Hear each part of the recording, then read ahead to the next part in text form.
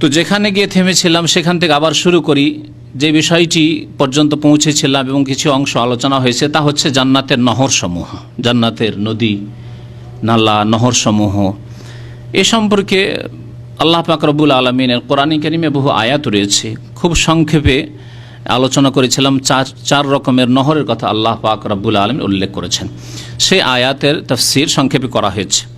নবী করিম সাল্লাল্লাহু আলাইহি ওয়াসাল্লামের একটি হাদিস রয়েছে সহিহ বুখারীতে, এই নহরগুলি সম্পর্কে তাতে কিছু কথা রয়েছে এবং একটি গাছের কথা রয়েছে, যে গাছের নাম হচ্ছে সিদরাতুল মুনতাহা।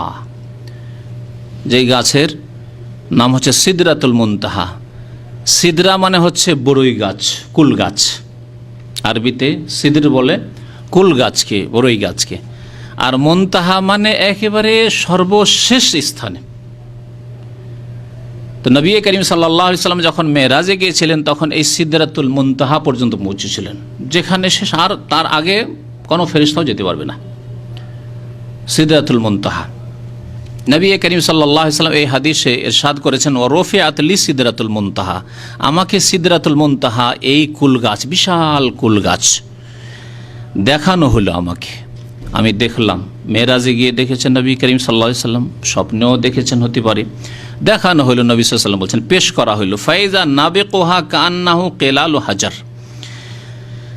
সেই বড়ইগুলি, কুলগুলি ওই গাছের সিদরাতুল মুনতাহার কেমন হাজার গোত্রের, হাজার বংশের মটকাগুলির মতো। বড় বড় যে মটকা তৈরি হয়, মাটির মটকা, হাজার বংশ সেই যুগে নবী করিম সাল্লাল্লাহু আলাইহি ওয়াসাল্লামের জামানায় তারা এই আলহাসা এলাকায় বাস করত, ইতিহাসে রয়েছে। আর এইসব এলাকা থেকে বড় বড় মটকা আরব হেজাজে বিভিন্ন এলাকায় রফতানি হইত। তো নবী করিম সাল্লাল্লাহু আলাইহি ওয়াসাল্লাম বলে যে বড় বড় মটকার মতো হচ্ছে সেই কুলগুলি, বড়ই। এই ছোট দুনিয়ার কুল হচ্ছে, বড়ই হচ্ছে এই ছোট ছোট। আর এই জান্নাতের যে একটি গাছ রয়েছে সিদরাতুল মুনতাহা, তার ফলগুলি হচ্ছে, কুলগুলি কার মতো? বড় বড় মটকার মতো, বিশাল মটকার মতো, যাতে কয়েক মন পানি থাকে। ওয়ারাকুহা কান্নাহু আযানুল ফুয়ুল। আর সেই বড়ই পাতা, কুল পাতাগুলি, আজকাল বড়ই পাতা কত বড়, ছোট্ট, তাই না? ছোট্ট। বলছেন যে তা পাতাগুলি, ওই জান্নাতি গাছের পাতাগুলি হচ্ছে হাতির কানের মতো। আযানুল ফুয়ুল, হাতির কানের মতো। হাতির কান তো দেখেছেন, হ্যাঁ, কত বড় হাতির কান। ফি আসলিহা আরবাতু আনহার। আর এই গাছের নিম্নভাগে রয়েছে চারটি নহর, চারটি নহর রয়েছে, চারটি নদী রয়েছে। নাহরানে বাতেনানে ও নাহরানে জাহেরান। নবী করিম সাল্লাল্লাহু আলাইহি ওয়াসাল্লাম বললেন যে দুইটি আভ্যন্তরীণ নহর রয়েছে, নদী রয়েছে, বাতেনি নহর রয়েছে, যা দুনিয়াতে দেখা যায়নি। বাতেনি বলার অর্থ যে যা দুনিয়াতে দেখা যায়নি, বলা হয়েছে যে সেগুলি হচ্ছে আভ্যন্তরীণ বাতেনি নহর। ও নাহরানে জাহেরানে, আর দুইটি নদী রয়েছে যা প্রকাশ্য, দুনিয়াতে এই নামে নদী রয়েছে, প্রকাশ্য নদী। ফাসালতু জিবরিল আলাইহিস সালাম, নবী করিম সাল্লাল্লাহু আলাইহি ওয়াসাল্লাম বলেন, আমি জিবরিল আলাইহিস সালাম জিজ্ঞাসা করলাম যে এই দুটি বাতেনি নহর আর দুটি জাহিরি নহর এর মানে কি? বলেন ফাআম্মাল বাতেনান ফাফিল জান্নাতে। দুইটি যে বাতেনি নহর, আভ্যন্তরীণ নহর বা গোপনীয় নহর বা লুকায়িত নহর, তা হচ্ছে জান্নাতে, জান্নাতে এই নদীগুলি রয়েছে। ও আম্মা জাহিরানে, আর প্রকাশ্য নহর, প্রকাশ্য নদী হচ্ছে আর নীল ওয়াল ফোরাত, একটি নীল নদ যা কোথায় রয়েছে? মিসর রয়েছে। আরেকটি হচ্ছে ফোরাত নদী, কোথায় রয়েছে? ইরাকে রয়েছে। নবী করিম সাল্লাল্লাহু আলাইহি ওয়াসাল্লাম এইরকম বলেছেন, এই চারটি নহর কথা বলেছেন। এখন এই ফোরাত আর নীল পৃথিবীতে রয়েছে। কেমনভাবে নবী করিম সাল্লাল্লাহু আলাইহি ওয়াসাল্লাম বলেছেন এটা জান্নাতি নহর আল্লাহ পাক ভালো জানে, এর বেশি নবী করিম সাল্লাল্লাহু আলাইহি ওয়াসাল্লাম বলেননি। এবং সাহাবায়ে কেরামের এইরকম পদ্ধতি ছিল না যে এগুলিকে খতিয়ে তোলা আর এগুলি সম্পর্কে বেশি প্রশ্ন করা, যে কেমন করে তা বুঝলাম না, কেমন হইতে পারে, এই প্রশ্ন সালাফে সালেহিন, সাহাবায়ে কেরাম, তাবেঈন, তাদের তরিকা ছিল না। মুত্তাফাকুন আলাইহি, বুখারী মুসলিম শরীফ হাদিস। আনাস বিন মালিক রাদিয়াল্লাহু তাআলা আনহু বর্ণনা করেছেন, নবী করিম সাল্লাল্লাহু আলাইহি ওয়াসাল্লাম বলছেন, বাইনামা আনা আসিরু ফিল জান্নাহ, আমি একবার জান্নাতে ভ্রমণ করছি। নবী করিম সাল্লাল্লাহু আলাইহি ওয়াসাল্লাম জান্নাতে ভ্রমণ করছেন স্বপ্ন দেশে। নবী করিম সাল্লাল্লাহু বহুবার স্বপ্নে জান্নাত দেখেছেন, আর মেরাজে জান্নাতের দৃশ্য দেখেছেন, যেখানে সশরীরে নবী করিম সাল্লাল্লাহু আলাইহি ওয়াসাল্লামকে মেরাজে নিয়ে যাওয়া হয়েছে। কিন্তু যে দৃশ্যগুলি দেখেছেন আর জান্নাতে ভ্রমণ করেছেন, এগুলি সাধারণত স্বপ্নের ঘটনা নবী করিম সাল্লাল্লাহু আলাইহি ওয়াসাল্লামের। আর স্বপ্নে যা দেখেছেন নবী করিম সাল্লাল্লাহু আলাইহি ওয়াসাল্লামের স্বপ্ন, আম্বিয়া কেরামের স্বপ্ন সম্পর্কে হাদিস রয়েছে যে সেগুলি হচ্ছে ওয়াহি, মানে সত্য ঘটনা। আমার আপনার স্বপ্ন, আল্লাহর নবীগণ বাদ দিয়ে যে কোনো মানুষের স্বপ্ন, যতই সৎ ব্যক্তি হোক না কেন, অনেক সময় কাল্পনিক হতে পারে, অনেক সময় সত্য হতে পারে, অনেক সময় মিথ্যা হতে পারে। অনেক সময় দিনে চিন্তা করেছেন, সেগুলি রাত্রে দেখছেন, আসলে কোনো ভিত্তি নেই, তার কোনো বিবরণ তাবিরও নেই। কিন্তু আম্বিয়া কেরামের স্বপ্ন হচ্ছে আলাইহিমুসসালাম, তাদের স্বপ্ন হচ্ছে ওয়াহি। নবী করিম সাল্লাল্লাহু আলাইহি ওয়াসাল্লাম বলছেন যে আমি জান্নাতে ভ্রমণ করছি, এজা আনা বিনাহরিন, হঠাৎ করে দেখলাম একটি নদী, হাফাতাহু কেবাবুদ্দুরিল মুজাওয়াফ, সেই নদীর কিনারাগুলি, আজকে সমুদ্রের কিনারাগুলি শহরের বিভিন্ন এলাকায় বাঁধা রয়েছে, দেখতে কত সুন্দর লাগছে, মানুষের সাধারণ বাঁধা, কত সুন্দর লাগছে এই দৃশ্য। এই ছবি যদি দেখি কত সুন্দর লাগছে এই ছবিতে দেখতে, আল্লাহ পাক রব্বুল আলামিনের তৈরি।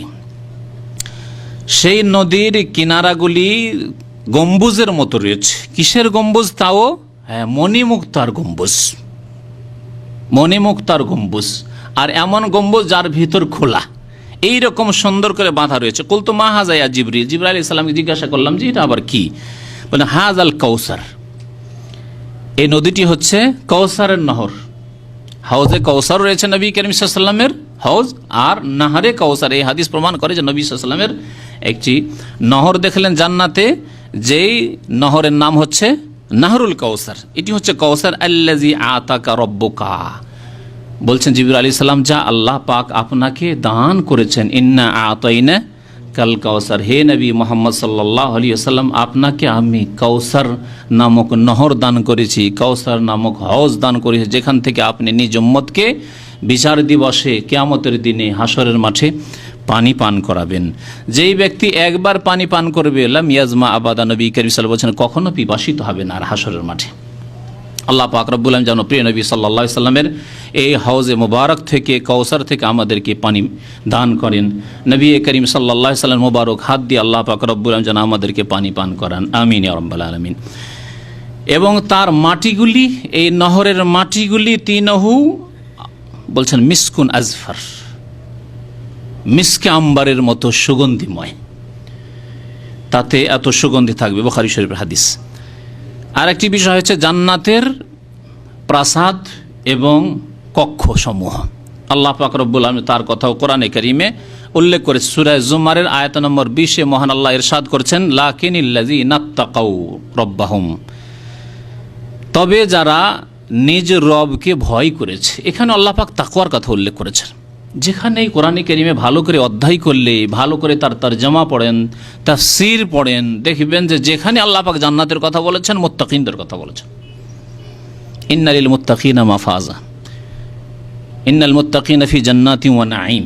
আল্লাহ পাক রব্বুল বহু আয়াতে কোরআনে কারীমে জান্নাত মুত্তাকিনদের জন্য রয়েছে, যারা গুনাহমুক্ত, গুনাহ থেকে বেঁচে থাকে এবং গুনাহ হয়ে গেলে গুনাহতে ডুবে থাকে না, গুনাহ থেকে মুক্ত হয়ে যায় তওবা করে। এরাই হচ্ছে মুত্তাকিন।